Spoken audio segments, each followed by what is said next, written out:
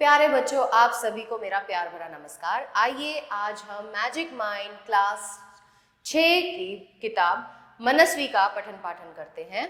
आइए आज हम कक्षा 6 के पाठ नंबर 10 यानी गिल्लू का अध्ययन करते हैं।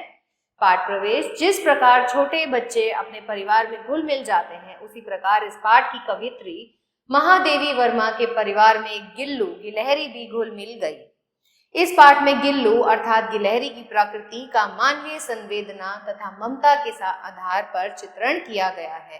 तो आइए देखते हैं गिल्लू की कहानी। अचानक एक दिन सवेरे कमरे के बरामदे में आकर मैंने देखा दो कौवे गमले में चारों ओर चोंचों से छुआ छुआवल जैसा खेल खेल रहे हैं। तो दो कौवों को उन्होंने गमले के पास में लड़ते देखा।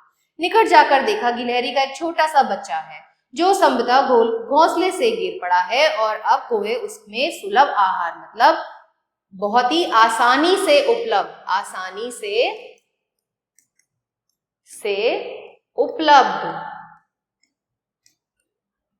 आहार मतलब भोजन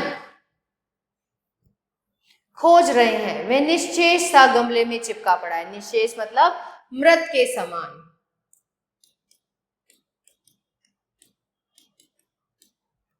सबने कहा कौवे की चोंच का घाव लगने के बाद ये बच नहीं सकता। तो सबने कहा कि ये तो बच नहीं सकता क्योंकि इसको चोंच से घाव हुए हैं, अतः इसे ऐसे ही रहने दिया जाए। तो सबने कहा इसे ऐसे ही छोड़ दो, परंतु मन नहीं माना और मैं उसे हौले से उठाकर अपने कमरे में ले आई।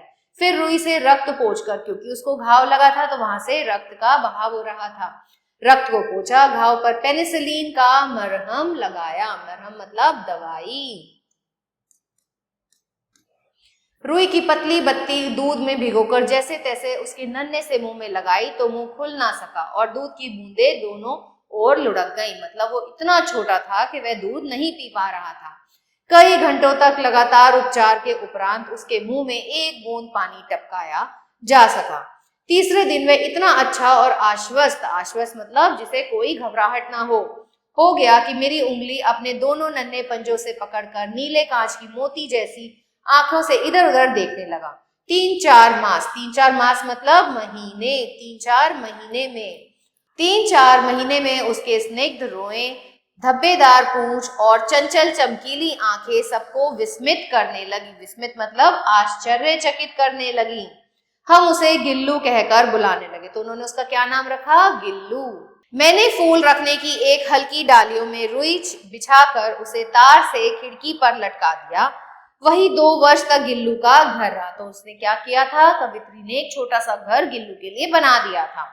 वह स्वयं हिलाकर अपने घर में झूला झूलता और अपनी कांच के मानकों सी आंखों से कमरे के भीतर और खिड़की से बाहर ना जाने क्या देखता समझता रहता था। तो गिल्लू जो था क्या थी? एक गिलहरी थी। तो वो कभी इधर फुदकती कभी उधर फुदकती, परंतु उसकी समझदारी और कार्यकलाप पर सबको आश्चर्य होता था। कार्यकलाप मतलब वो जो कार्य करता था। जब मैं लिखने बैठती तो मेरा ध्यान आकर्षित मतलब अपनी ओर खींचने के लिए वह मेरे पैर पर आकर सर से पर्दे पर चढ़ जाता और फिर उसी तेजी से उतरता। तो वो कवित्री का ध्यान अपनी ओर आकर्षित करना चाहता था। उसका यह दौड़ना का क्रम तब तक चलता जब तक मैं उसे पकड़ने के लिए ना उठती। तो जब तक उसे वो उठा ना लेती तब तक वो यही काम करता रहता। कभी मैं गिल्लू को पकड़कर एक लंबे लिफाफे में इस प्रकार रख देती कि उसके अगले दोनों पंजे और सिर के अतिरिक्त सारा लघुगात लिफाफे के भीतर बंद हो जाता। लघु मतलब छोटा।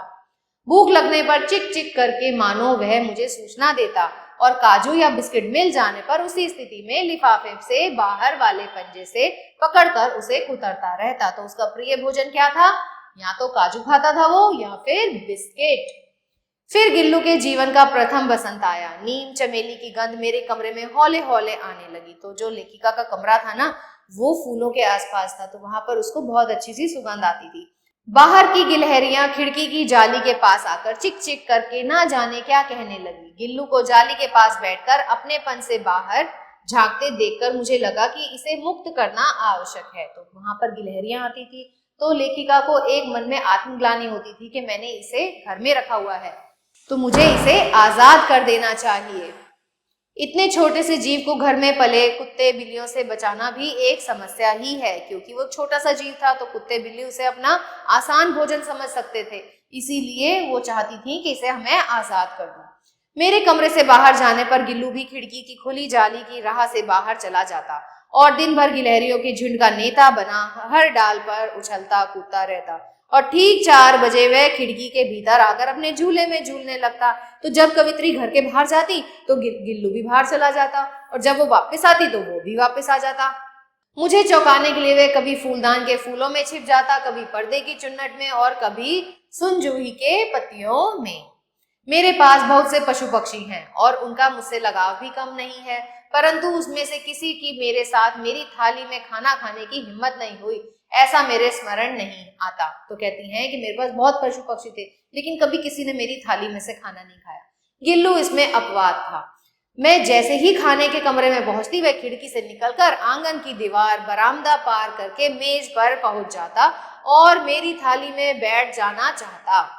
बड़ी कठिनाई से मैंने उसे थाली के पास बैठना सिखाया, जहां बैठकर वह मेरी थाली में से एक एक चावल उठाकर बड़ी सफाई से खाता रहता।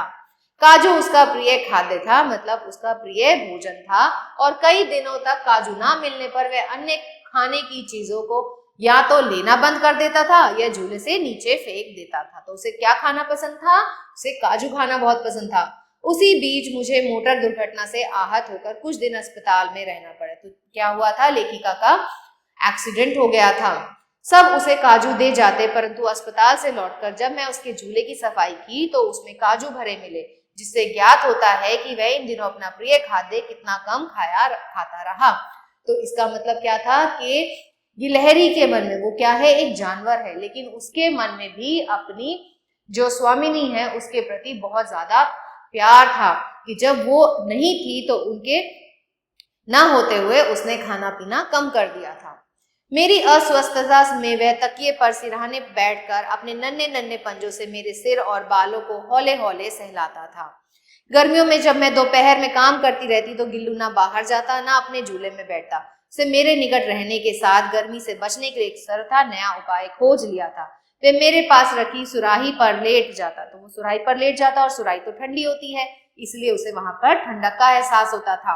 गिलहरियों के जीवन की अवधि, अवधि मतलब समय, सिर्फ 2 वर्ष से अधिक नहीं होता, अतः गिल्लू की जीवन यात्रा का अंत आ गया ही गया। दिन भर उसने कुछ ना खाया। तो जब किसी के जीवन का अंत होने लगता है ना बच्चों, तो वो खाना पीना सब छोड़ देता है। दिन भर उसने कुछ ना खाया, ना बाहर गया। रात में अंत की यातना में भी वह अपने झूले से उतरकर मेरे बिस्तर पर आ गया और ठंडे पंजों से मेरी वही उंगली पकड़कर हाथ से चिपक गया जिसे उसने अपने बचपन में मरणासन स्थिति में पकड़ा था। तो बचपन में भी वह मरने वाला था, लेकिन लेखिका ने उसे बचा लिया था।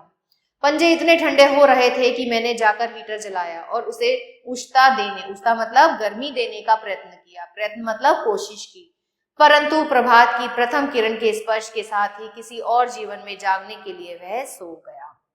तो इसकी लेखिका कौन है? श्रीमती महादेवी वर्मा जी। तो आइए बच्चों इसके शब्दार्थ देखते हैं। चिकचिक गिलहरी की बोली, संभवतः शायद, आहत घायल, निश्चेष्ट संज्ञा शून्य यानी के मृत, अस्वस्थता बीमारी, आश्वस्त मतलब निश्चित, सहलाना दुलारना, मरणासन मरने जैसा, उष्णता गर्मी, और गात यानी शरीर। आइए इसके प्रश्न देखते हैं। मौखिक, गिल्लू को किसने घायल कर दिया था? कौओं ने। लेखिका ने गिलहरी के बच्चे के घाव पर कौन सा मलहम लगाया था? पेनिसिलिन का मलहम लगाया था। गिल्लू किस प्रकार की आवाज निकालता था? चिक चिक। लेखिका को चुकाने के लिए गिल्लू कहाँ छिप जाता था? कभी पर्दों की चुन्नटों में, कभी दरवाजे के पीछे। गिलहरियों के जीवन की अवधि कितनी होती है? 2 वर्ष। सही विकल्प पर निशान लगाइए। गिल्लू कौन था? एक गिलहरी। लेखिका ने घाव पहुंचकर कौन सा मलहम लगाया था? पेनिसिलिन। लेखिका गिलहरी के बच्चे को क्या कहती थी? गिल्लू। गिल्लू का पसंदीदा भोजन था काजू। गिलहरियों के जीवन की अवधि कितने वर्ष होती है बच्चों? 2 वर्ष। सही वाक्य पर सही का और गलत वाक्य पर गलत का निशान लगाइए। गिलहरी के बच्चे को कौन ने घायल कर दिया था? बिल्कुल सही है। लेखिका रेल दुर्घटना में घायल हो गई थी? नहीं। लेखिका गिल्लू को संदूक में बंद रखती थी? ये भी नहीं। ऐसे ही बाकी के भाग आप अपने आप से अपनी उत्तर पुस्तिका में करें। हम उसे डैश कहकर बुलाने लगे, तो क्या कहते थे उसको? गिल्लू। काजू उसका प्रिय खाद्य था। गिलहरी के जीवन की अवधि 2 वर्ष से अधिक नहीं होती। ऐसे ही बाकी के भाग आप अपने आप से अपनी उत्तर पुस्तिका में करेंगे। निम्नलिखित गद्यांश को पढ़कर उससे संबंधित प्रश्नों के उत्तर दीजिए। फिर गिल्लू के जीवन का प्रथम बसंत आया, नीम चमेली की गंध मेरे कमरे में हौले हौले आने लगी, बाहर की गिलहरियां खिड़की की जाली के पास आकर चिक चिक करके ना जाने क्या कहने लगी। गिल्लू को जाली के पास बैठकर अपने पन से बाहर झांकते देख मुझे लगा कि इसे मुक्त करना आवश्यक है। तो गिल्लू के जीवन में क्या आया? गिल्लू के जीवन में आई थी प्रथम बसंत। कमरे के अंदर किस किस की गंध आ रही थी? कमरे के अंदर नीम चमेली की गंध आ रही थी। गिलहरी की बोली का नाम क्या है? गिलहरी की बोली का नाम है चिक चिक। किसने कहा कि गिल्लू को मुक्त करना आवश्यक है? लेखिका ने।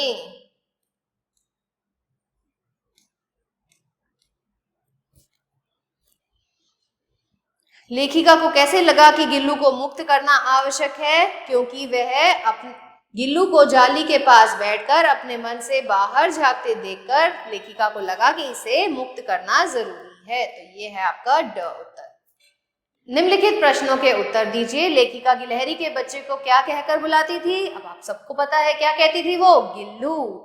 लेखिका ने गिलहरी के बच्चे को किस प्रकार बचाया? उसने उसे कौओं की चोंचों से जख्मी होने पर उसे उठाया, उसे अच्छे से रुई से पोंछा और उसके बाद पेनिसिलिन नाम का मलहम उसके ऊपर लगाया।